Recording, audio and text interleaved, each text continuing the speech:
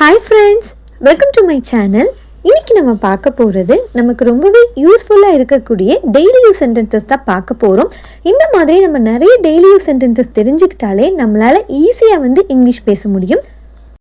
இதே மாதிரி இன்னும் நிறைய டெய்லி யூஸ் சென்டென்சஸ் நீங்கள் தெரிஞ்சுக்கணும் அப்படின்னு நினச்சிங்கன்னா ப்ளீஸ் நம்ம சேனலை சப்ஸ்கிரைப் பண்ணி வச்சுக்கோங்க. வாங்க இப்போ வீடியோக்குள்ளே போகலாம்.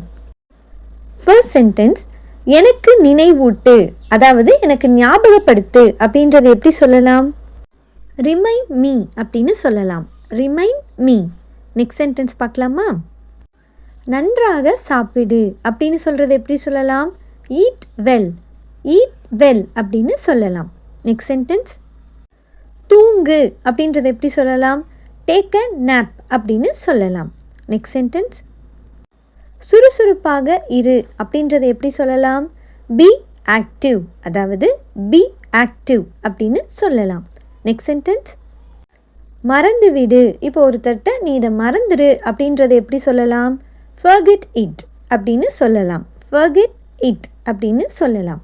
நெக்ஸ்ட் சென்டென்ஸ், சீக்கிரம் போ. இப்போ ஒரு இடத்துக்கு சீக்கிரம் போ அப்படின்னு ஒருத்தர்கிட்ட சொல்லணும். அதுக்கு கோ ஃபாஸ்ட் அப்படின்னு சொல்லலாம்.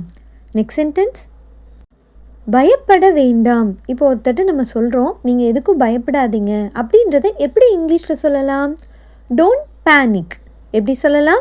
Don't panic. அடுத்த சென்டென்ஸ், பொய் சொல்லாதே அப்படின்றத எப்படி சொல்லலாம்? Don't lie. டோன்ட் லை அப்படின்னு சொல்லலாம்.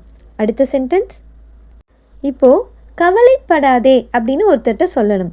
அதுக்கு டோன்ட் வரி அப்படின்னு சொல்லலாம். எப்படி சொல்லலாம்? Don't worry. நெக்ஸ்ட் சென்டென்ஸ் பார்த்துடலாமா?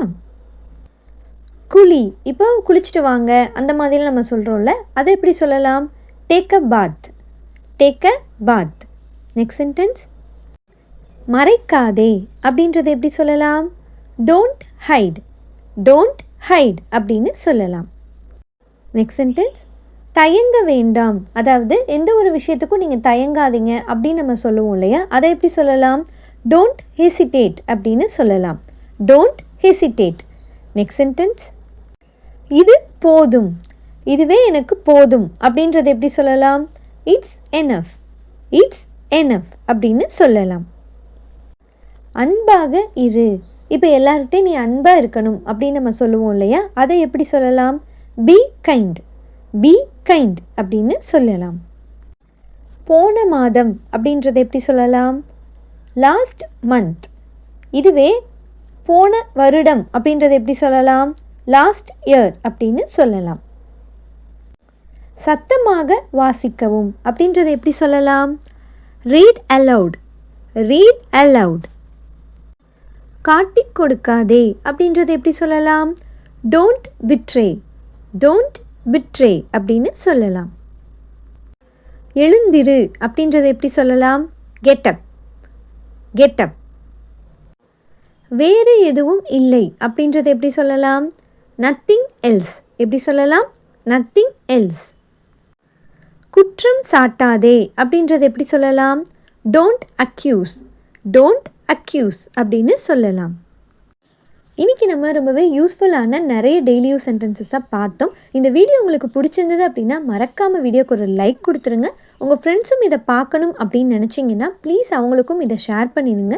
இதே மாதிரி இன்னும் நிறைய யூஸ்ஃபுல்லான டிஃப்ரெண்ட்டான கிராமர், இன்னும் இங்கிலீஷ் சம்மந்தப்பட்ட நிறைய விஷயங்கள் நம்ம சேனலில் தொடர்ந்து வந்துகிட்டே இருக்க போகுது. அதெல்லாம் நீங்கள் தவறாமல் பார்க்கணும் அப்படின்னு நினச்சிங்கன்னா ப்ளீஸ் நம்ம சேனலை சப்ஸ்கிரைப் பண்ணி வச்சுக்கோங்க. பக்கத்தில் இருக்க பெல் ஐக்கானையும் கிளிக் பண்ணி ஆல் அப்படின்னு கொடுத்துருங்க. தேங்க்ஸ் ஃபார் வாட்சிங் மை வீடியோ.